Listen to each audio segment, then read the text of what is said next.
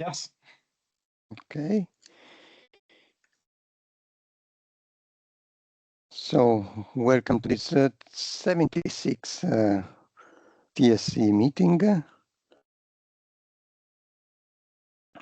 And from the voting participant, I see Team Orange, Telefonica, Vodafone, Ericsson, Nokia. So I think we have the quorum if any vote is needed. And other participant, I see Canonical, SUSE, Red Hat, no one else, I think. Please remind that we are following the Linux Foundation policies. And the next meeting will be in 2 weeks on the 1st of July.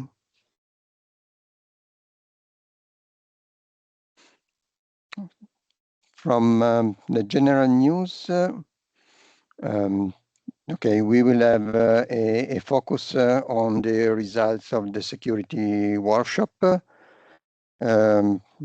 We will decide during the budget 3 summary or at the end.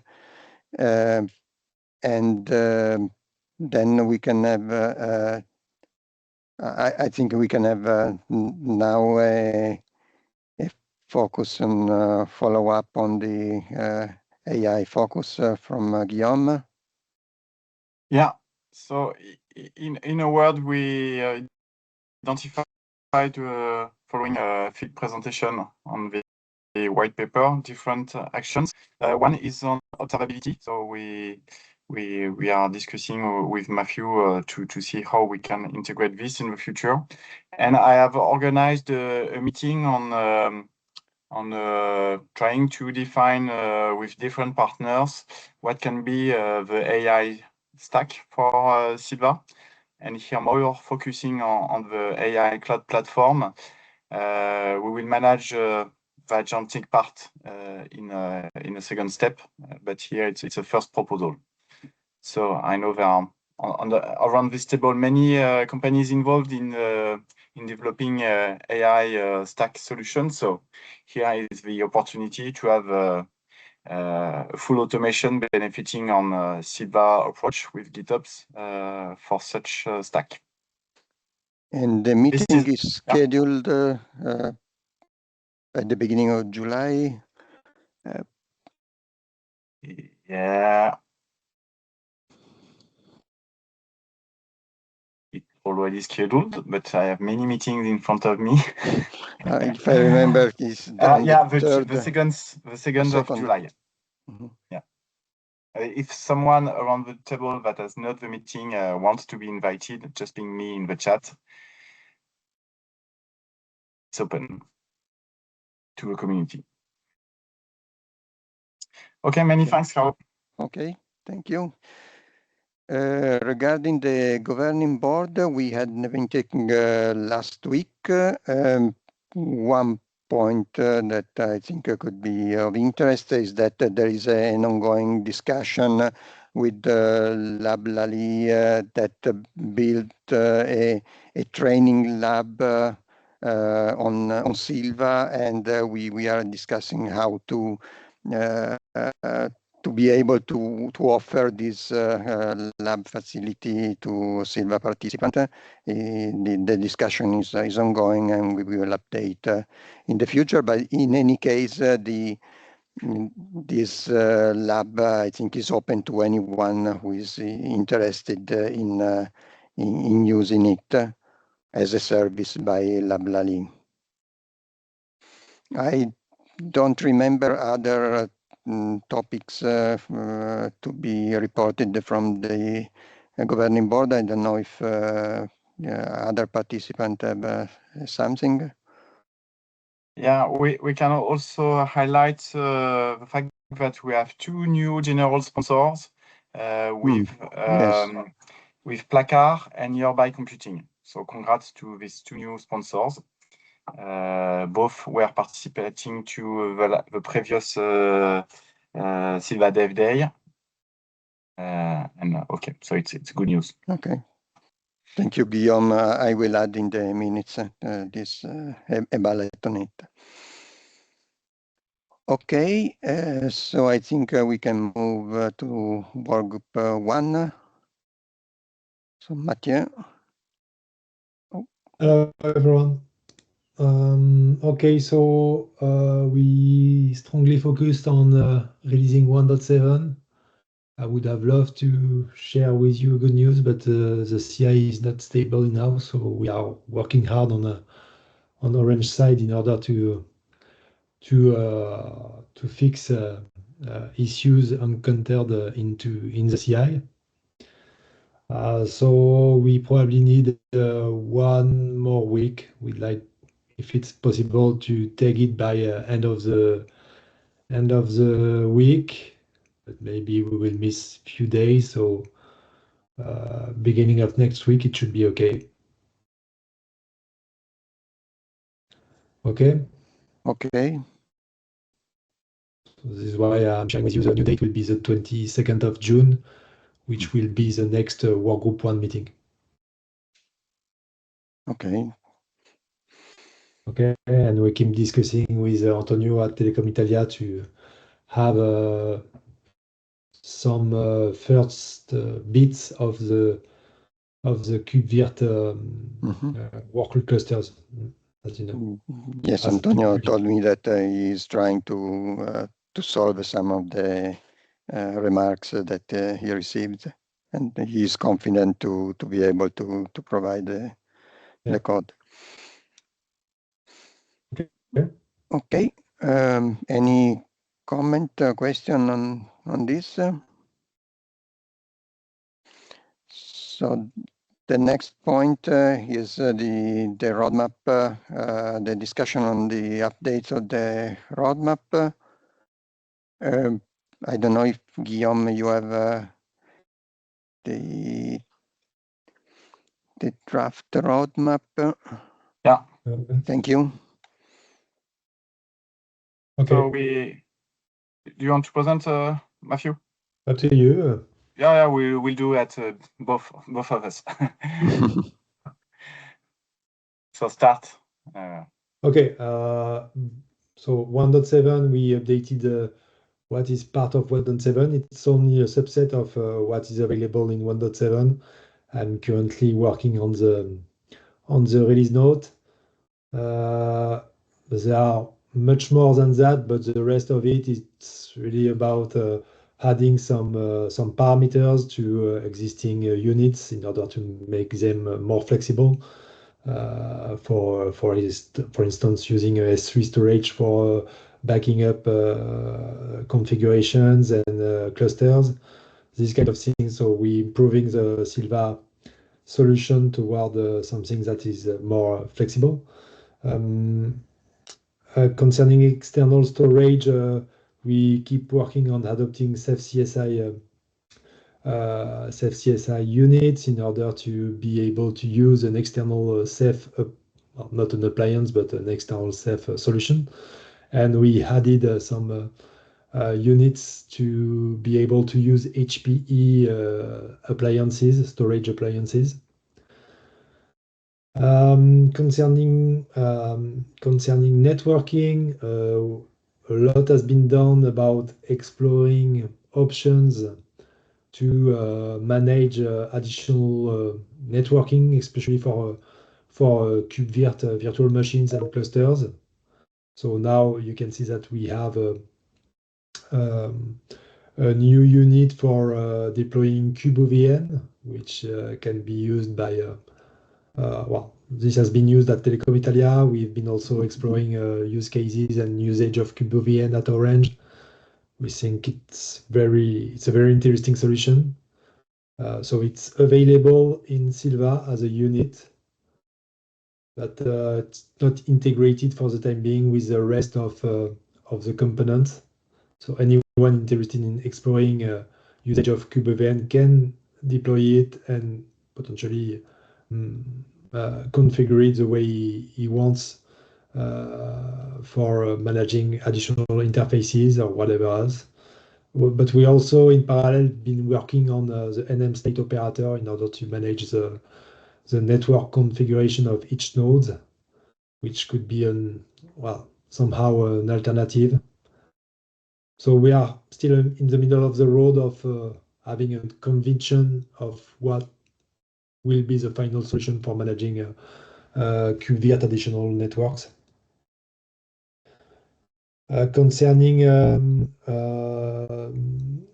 the GitOps way of working for managing workloads on top of workload clusters, we've been creating a new project called Canopy, and it's really for the work group 6, if I'm not wrong, to have a sandbox, well, not a sandbox, but a project and some project into Sylva to push their code and to collaborate. Okay. I don't know, Morgan, if you want to share a few words on what you've been doing in Canopy for release 1.7 in the past weeks. Not as much as I would like, but I can specify. The idea would be, so we already mirror some components that we can install on top of a Sylva workload cluster. And the idea is to complete the CI, to provide a unit that helps us to integrate easily such component into a workload cluster. So at the moment, I'm just trying with sdc.io, which is a netconfig operator used by working group sys member to perform post configuration for most of the deployment of telco deployment. So the idea is to be able through a unit to enable or not, and then when you deploy your workload cluster, you can also have that on addition of what you deploy. And so that's the first thing. So there are several modules that could be candidate. So I spoke about sdc.io, but Istio or additional component that we deploy on top of Sylva, usually through the automation enabler we already introduced to the TSC. So we have plenty of modules that we could add. But we need to create a unit, we need to test it. So yeah, we are lacking a bit of resource, but that's the idea, to be able to expose this component and to ease the deployment through a Sylva unit. And Canopy also, I hope, will be used in order to host the jointly effort we try to initiate through hackathon we are planning for November. So in order to have one place to host the joint effort of different CSP on different topics, it will be probably hosted here on in a subgroup. So that's the two main missions. For the version 1.7, it's mainly the unit, but I hope that for the further version, it could be used also to host additional component and additional jointly community effort for from working group 6 participants. Okay. Morgan, to be precise here, so for the 1.7, it's just first units.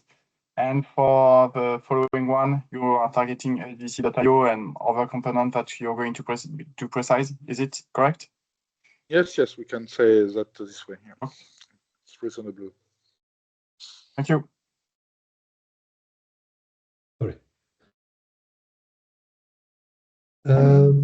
Yeah, and sorry, Matthew. And also about the security, François, I did not have the time to review this.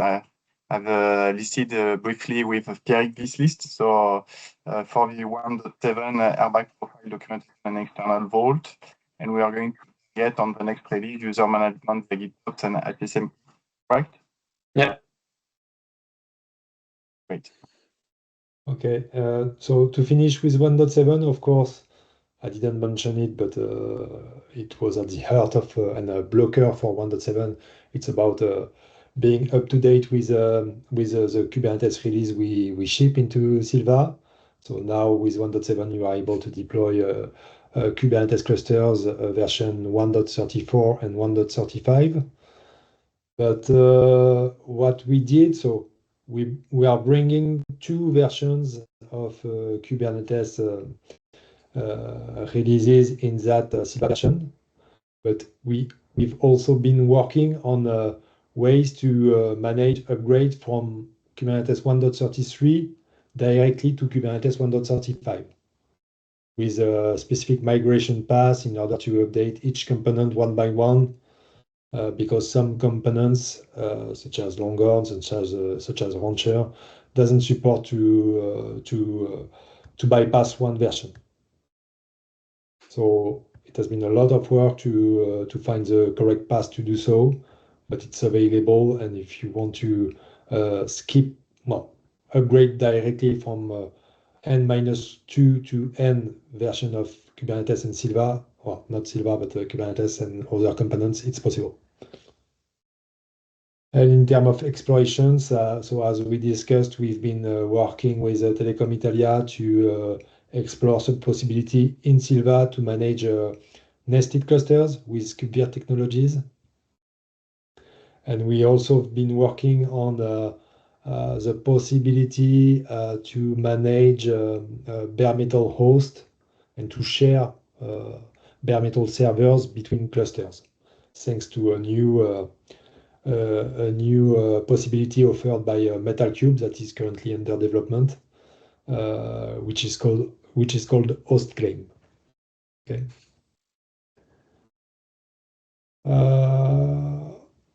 I don't know if other working group want to add something.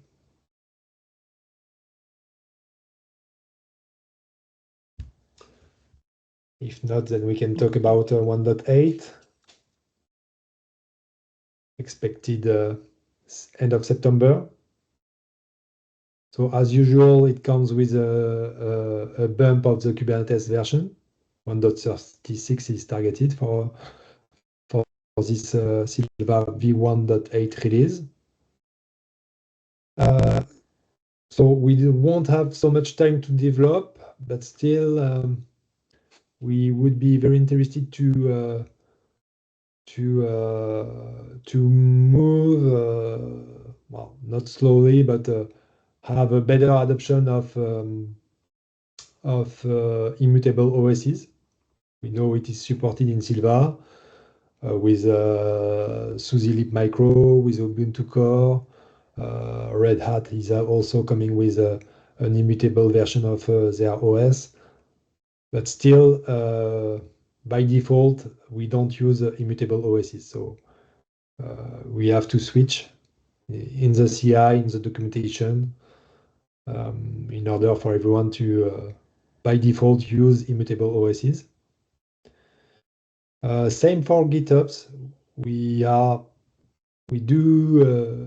compatible with GitOps workflows because now we do have corresponding operators for managing the lifecycle of workload clusters. But still, this way of managing workload clusters is not the default one. If you look at the Sylva documentation, if you look at what is done in CI, we don't use GitOps in those environments so much. So we'd like to move toward having something more natural, especially for newcomers, for using GitOps workflows. And something else that we'd like to add in Sylva v1.8 is the possibility to and the support of dual stack in terms of networking, IPv6 and IPv4. We know it is supported by Kubernetes and by other Kubernetes vendors. So we do have early POCs for that. The code is available, so if we would like to work on that. Exploration about AI, so Guillaume told you about that already. About ORAN use cases. You want to add some words? Yeah, two words. One is that we are continuing to document the fact that Sylva can be a reference implementation as a cloud layer for Okudu. So it's ongoing, and we have also accelerating with Duranta, which is linked to OpenAir interface. first dimension. And the second one is that within Orange, we have started to work on the lifecycle management of UEFI and BIOS, but we really want to push this activity also in Sylva, because if you want to manage far edge at scale, it's also very key to be able to manage the configuration or to manage the updates of UEFI. That's it on the RAM part. Okay. Thank you. Any question, comment on the roadmap? I have a question that is related to release 1.9. On one point on 1.9, the exploration on Kamaji. I just like to understand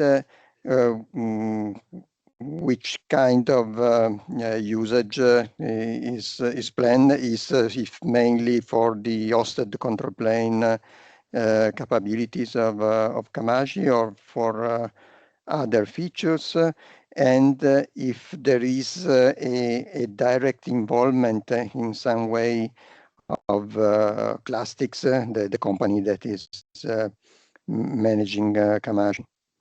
I can answer on this because I've noted this point due to your interest, Carlo, of this part. So this topic is coming from your side. Okay. Yeah. Really? Yeah. Okay. Yeah. I noticed we have some exploration work within Orange on this part, but it's not very active at this moment. So I keep it in the backlog. But yeah, we if you have specific use case in mind, don't hesitate to elaborate. Okay, yes, then there is something that we have in mind, but I didn't remember I inserted this, so now it's more clear. Thank you.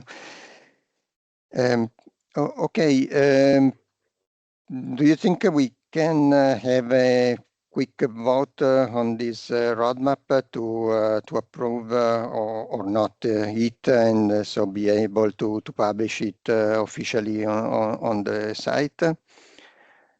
So if you can just, the voting participant can just say if they agree on approving this roadmap for team is okay. For Orange.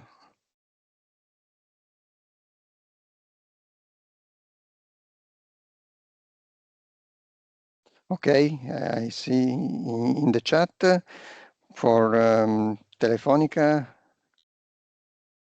Yes, Carlo, this is Guillermo. We agree with the roadmap.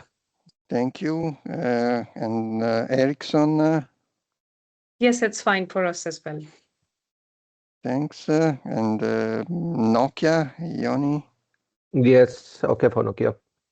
Fine. And Vodafone. Yes, I'm for Vodafone as well. Thank you.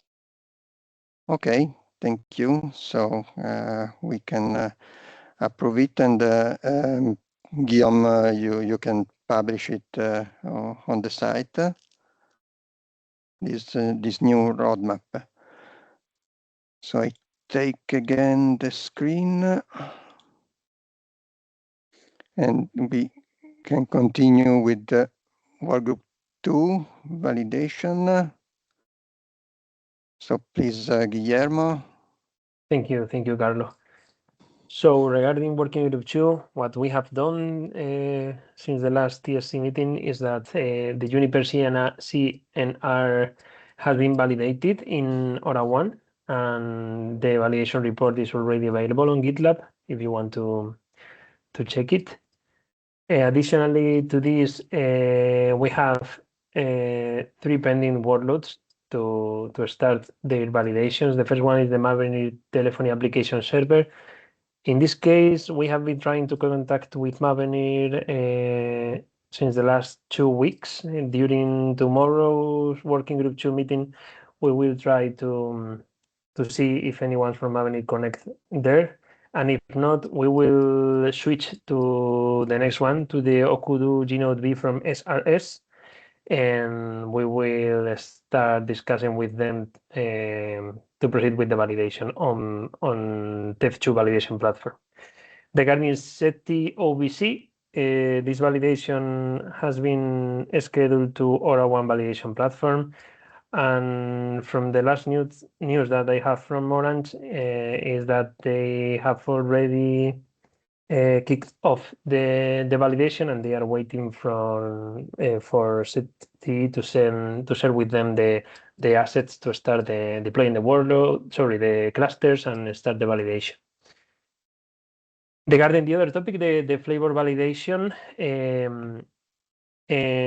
for Sylva version 1.5 requirements, only the Red Hat OKD flavor is still pending, but it has been validated up to the 70%, so we are almost there. We're still working with it, but the Red Hat is adding new evidences on the GitLab on a daily basis, so hopefully this will be finished soon. And regarding Sylva version 1.6 requirements, we already have the scripts, or we already have the commands or the activities that we must execute to complete to test these different requirements, and we are starting testing them over RK2 distribution. In this case, I'm starting working with them, and we will be sharing with you the results and the evidence soon. And what's next? As I have just commented, hopefully we will start the validation of Mavenir, and if not, we will proceed with Okudu Gnode being in Telefonica in TEF2 validation platform. The validation of SETI OBC is about to start, or is starting now in Aura 1 validation platform, and during these following weeks we will continue with the flavor validation, or in this case of RK2 Kubernetes distribution. And yeah, this is all from our side. Thank you, Guillermo. Any question or comment on Workgroup 2? If not, we can move. Yes. So Oh, the yes, Juniper, the Juniper CSR, is it the 23rd CNF validated? Is it 25? 25. Okay, 25th. Yes, okay. yes, because we completed the. Sorry. I don't know if we commented this during the last TSC, but we completed to the Titanium platform number portability in TEF2 validation platform. So then we have 2 more to be considered. So now we have validated 25. Right. Good. Thanks. Thank you. So moving to the other work groups, François Regis, you have a presentation on the workshop summary. I don't know if it is better to try to finalize the other work group in 10 minutes and then giving you space for the presentation, if it is okay for you. Yeah, no problem. Just one word before moving to the next work group. We are still working on our EUCS compliance, so we still are focusing on the work items we can have within Sylva to respond to the requirements from the EUCS. Besides, we write some test cases, so it's still ongoing. I think until the end of month, it will be our focus. Okay, thank you. Okay, you have a question? I have a question on this EUCS, as it is a major deliverables of Sylva. Can you introduce this topic to Gilles Lovato, so we can have an appropriate communication and with the rest of the working group 5, and to make the link with ENISA objective and digital sovereignty? I think it's important to highlight our deliverables that are linked to digital sovereignty currently. Yes. Okay, no further questions. I don't know if there is any update on Workgroup 4. Yes. Yes, Hello, Carlo. Praveen. Yeah. Yes. Hi, everyone. So related to working group 4, so I have posted one blog post related to sustainability. So let me share that link here. So it is posted on the Sylva site, and it currently addresses what we are doing with this working group and what are the future items that we can do with this. So this is the blog post. So I think we can read, everyone can read this blog post. And related to the work on green dashboard, so we are going to tag the release 2.0.0 next week. And so we will be preparing the release notes. So major items will be covered there. And once that release will be tagged, then we can plan a short demo in the TSC in July. So we'll book a slot once we have the release tag. So we'll discuss this in the next TSC. Okay. Thank you. Thank you. If you can just update the Sure. minutes with some Sure. note and the link of the blog post, that is quite useful. And we will discuss in the next meeting the slot for sharing the result. Okay, any question for Workgroup 4? If not, we can move to Workgroup 5. Julie? Yes, can you hear me? Yes. Okay, perfect. So first, following the topic of AI, so following the European Commission review of our AI report, we are aligning currently with them to plan an alignment meeting between July and 10th and 15th to map Sylva to their vendor agnostic telco AI platform vision, because they want to create an AI platform, and we want to be visible and tell them how they can contribute, how we can contribute, and stuff like that. Concerning our two biggest events coming up, we have the Mini Sylva Summit in October. This would be a half-day co-located event at the Open Source Summit in Prague. And we are targeting 40 attendees, maybe more. And we are exploring right now the idea of having a Sylva booth with a LabLabby animation, following what you just said earlier in the meeting, with a LabLabby negotiation happening right now. Concerning the hackathon with Workgroup 6, so we have the date. Basically, it will be on November 23-24. The thing I really need, and I think Morgan, you are on the call, is really the location, because I need in July I will be starting the group for organizing the event, and we need to be quick and we need to do everything in advance for the Linux Foundation. So I need the venue, and it's right now it's between Bern, thanks to Swisscom, or Bonn, thanks to Deutsche Telekom. The advantage of Bern is that there is another event in the area, and we will attract a lot of vendors, which is really cool for the hackathon.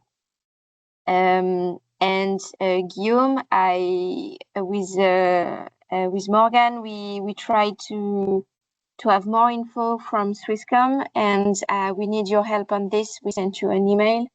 So I need the venue at the end of June. So in 1 week, guys, I need to know where we want to do it.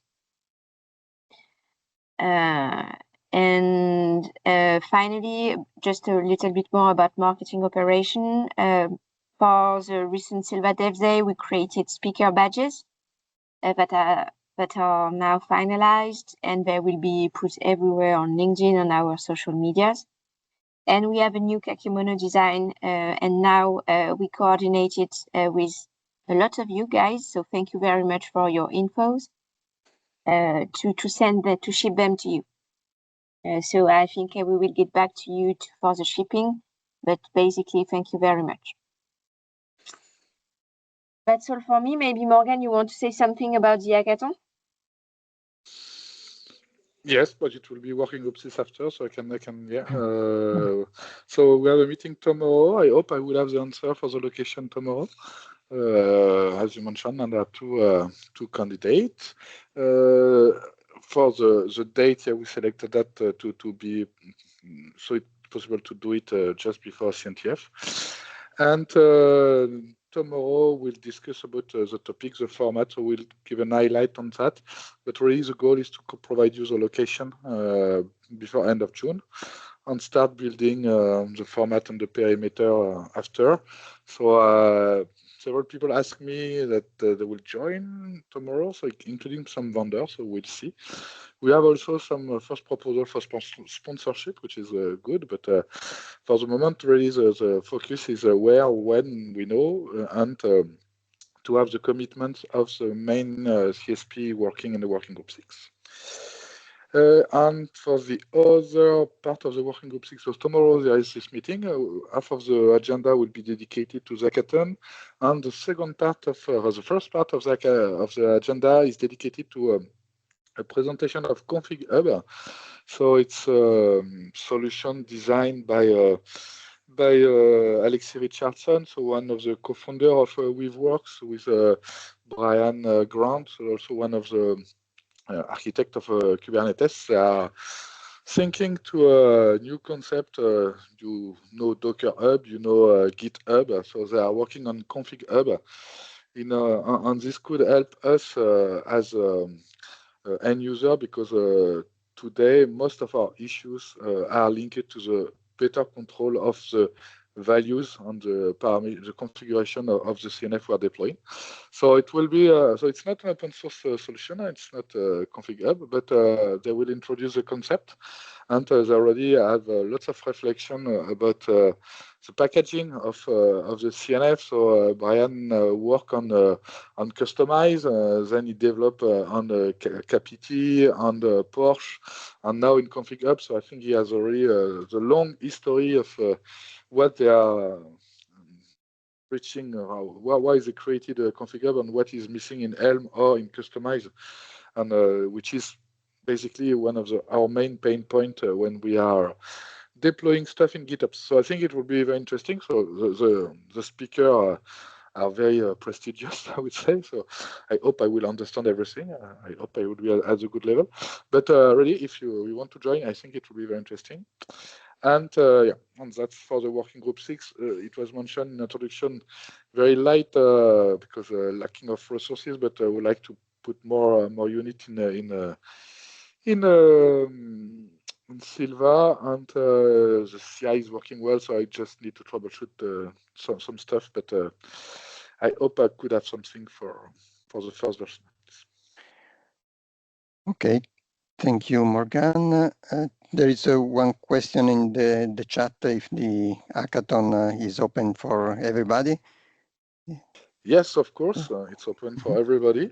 So I can re-put the draft page here. So at the moment, yeah, it's open. It's really for people who want to jointly create something that makes sense in our GitHub journey as end user. So the idea is it's not a hackathon to redesign, I don't know, the things for internally in Kubernetes, but we already started drafting some example. So let me share and put in the chat. And this page is open to contribution. It's in GitLab.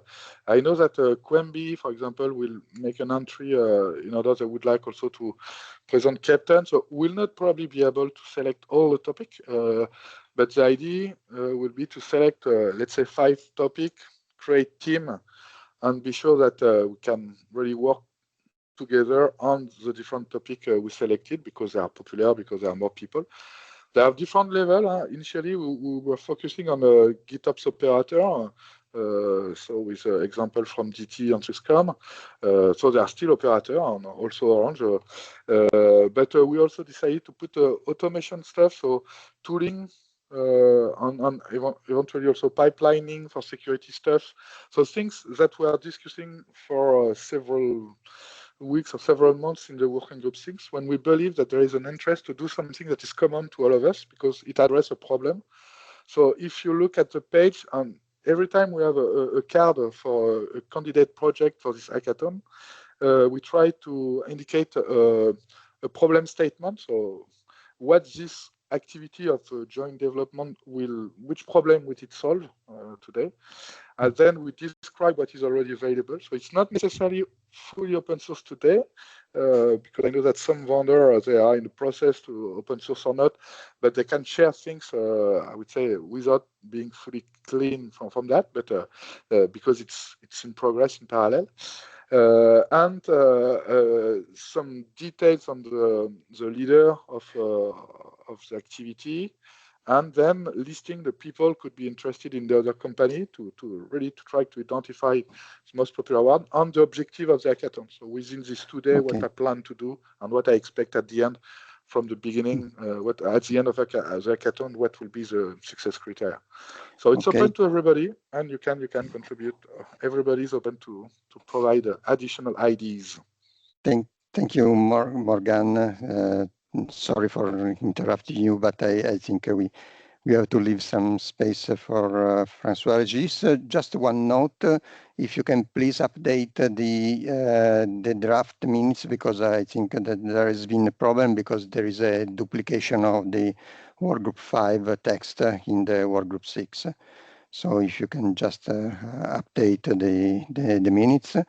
I don't know, I don't think that there is any update on the workgroup 7. There has been a meeting, but there is no update. So I would leave the last 15 minutes to François Regis for his presentation, please. Sure. I will share my screen.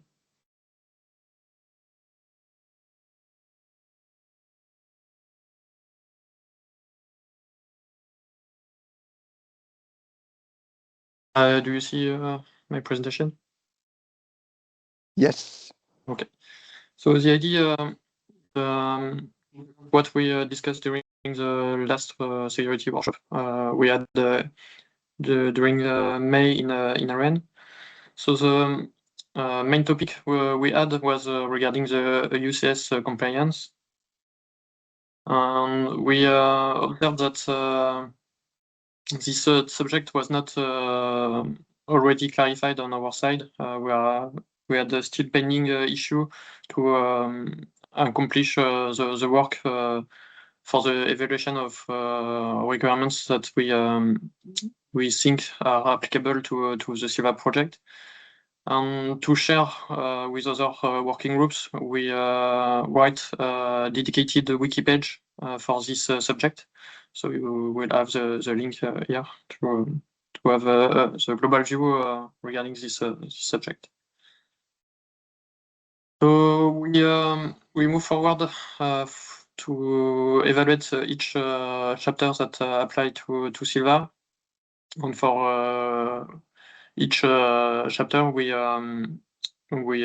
observed that we are still some action point to perform. So for asset management, we will provide an hardware security requirement document that we will help the users of the Sylva stack to have a global view of the requirements regarding the hardware security.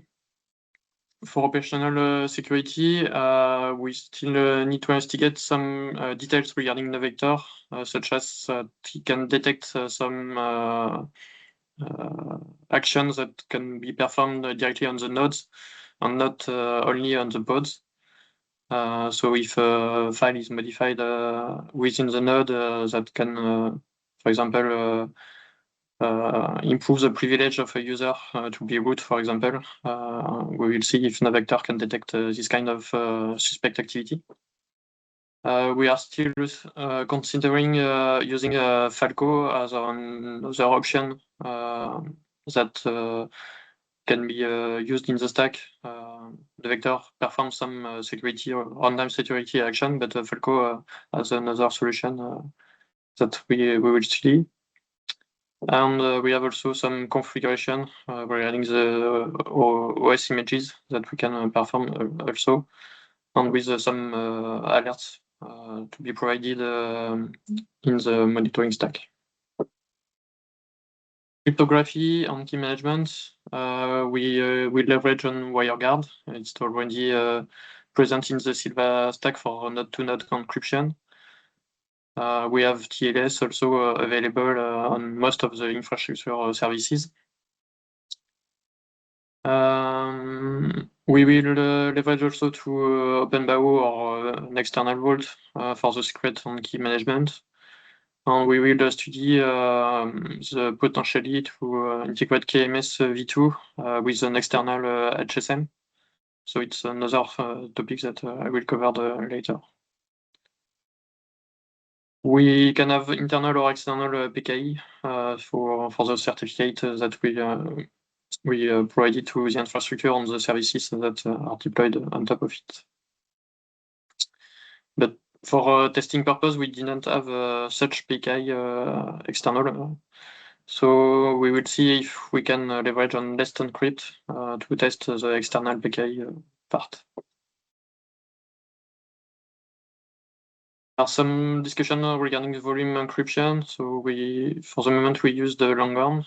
And we will see also the format PKCS11 to be used for random secret and for the backup and restore of this encryption key.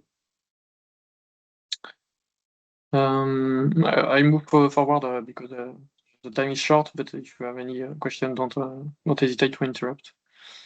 For communication security, we provide already some network policies for the service that we expose on top of Sylva.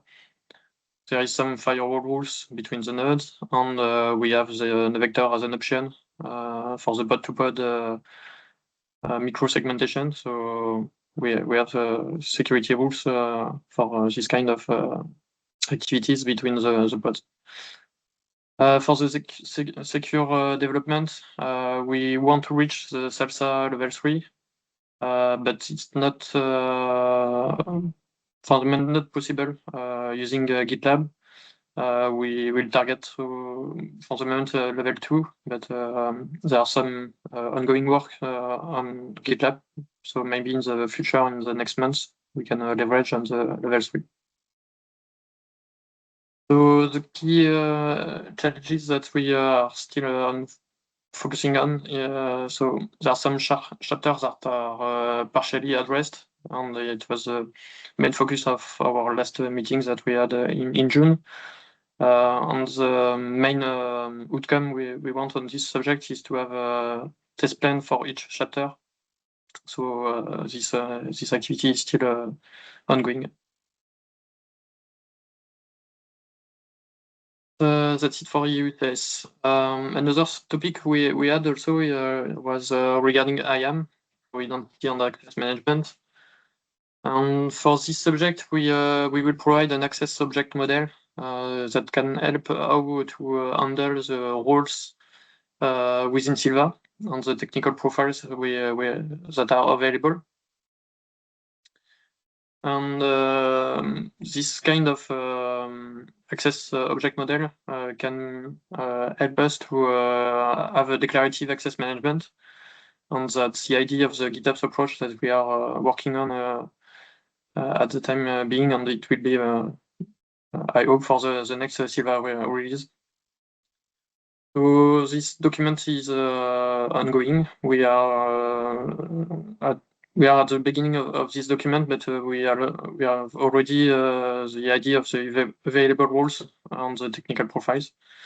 And we will also probably study the ANSI color model as a reference for the production deployments that we can have with a stack like Sylva.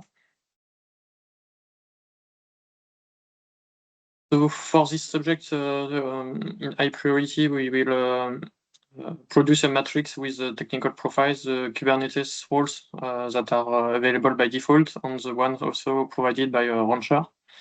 And we will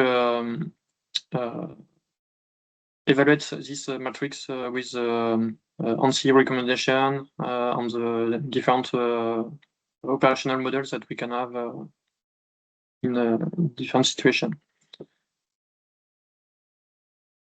Next topic is regarding hardening. So we are leveraging on several distributions, so libmicro, Ubuntu, and SliMicro.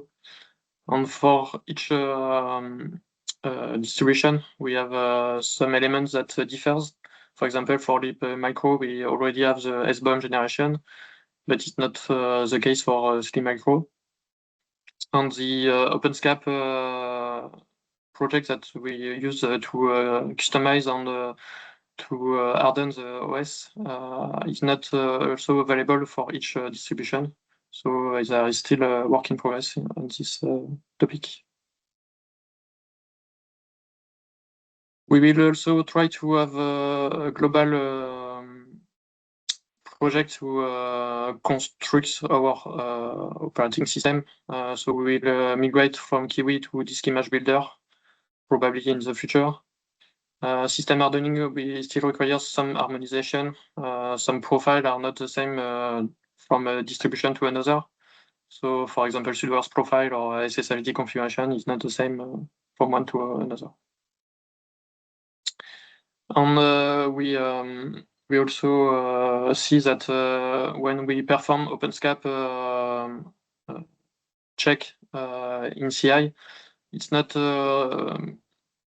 relevant when we build the image, but it's more relevant when we have an actual deployment. So we will see how to have this kind of checks and results performed with a little light Sylva deployment. On one topic covered within hardening subject and also supply chain is patch management. We've seen in the past few weeks that several CVE was delivered or known for the Linux kernel, for example. And it's quite complicated to patch the OS images that we provide for each Sylva release. We maintain up to 3 Sylva releases in parallel, and we have also the OS image linked to this Sylva releases. So one idea is to decoupling the Sylva release from the OS image release that we provide. This will help us to rolling the updates for operating system. And we have a dedicated advisory management for this part. We still need to clarify our security responsibilities for this subject.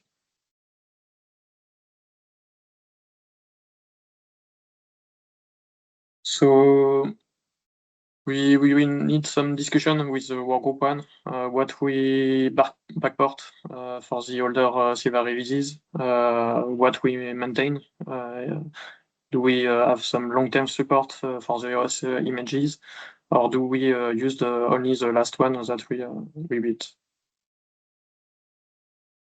And another topics is related to the tests that we perform with the CIS benchmark. Some of them are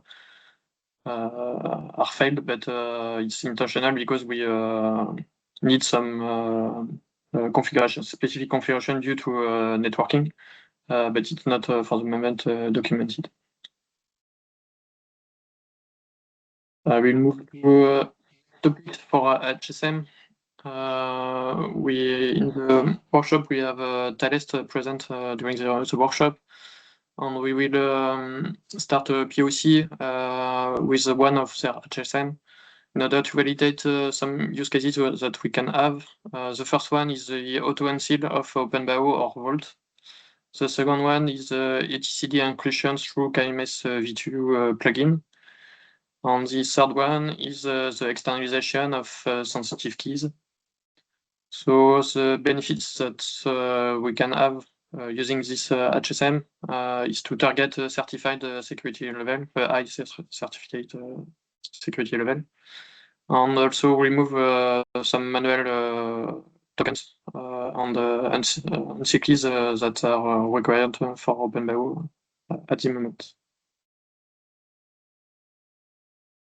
And more an exploration topic regarding isolation. So we discuss internally on our work group on the different solutions that we can leverage on for the isolation and confidential computing. With one major focus regarding the AI agentic, how we can assure that the agent act in a confined environment.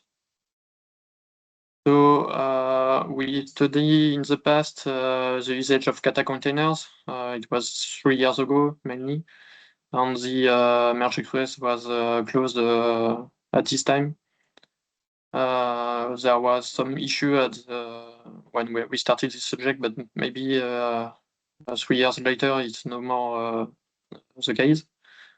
Another solution is to study the computing using Coco, for example, with memory encryption for the pods and also attestation that can be provided by this kind of tools. For the supply chain, so as I mentioned during the part of our hardening, we support 3 releases in parallel. So when we have a patch to a security patch to provide on the Sylva side, we need to evaluate this patch for the 3 releases. So we will discuss how to handle this different release in parallel. We are focusing on 2 parts for the vulnerability management. One is the usage of 3V to evaluate the CVEs that are applicable to the container images that we use, and also within our OS image that we built, and to track this evolution. In Orange, we use a tool called Dependency Track that can permit to search a CVE and see which images are affected, and also see the modification of evaluation of each CVE in the time. For the SBOM and image management, so mainly linked to hardening topic, we want to decouple the OS image from Kubernetes engine version in order to have one OS image for the node, and after we will post-install the elements required for Sylva. With this approach, we have dedicated vulnerability management directly to the OS and not OS plus Kubernetes or other tools that are built in the OS we provide. And that's it for me. It's 1 minute past 5, so I don't know if you have any question. It was quick, but thank you, Francois. It was full of very interesting information. Are there any questions or comments?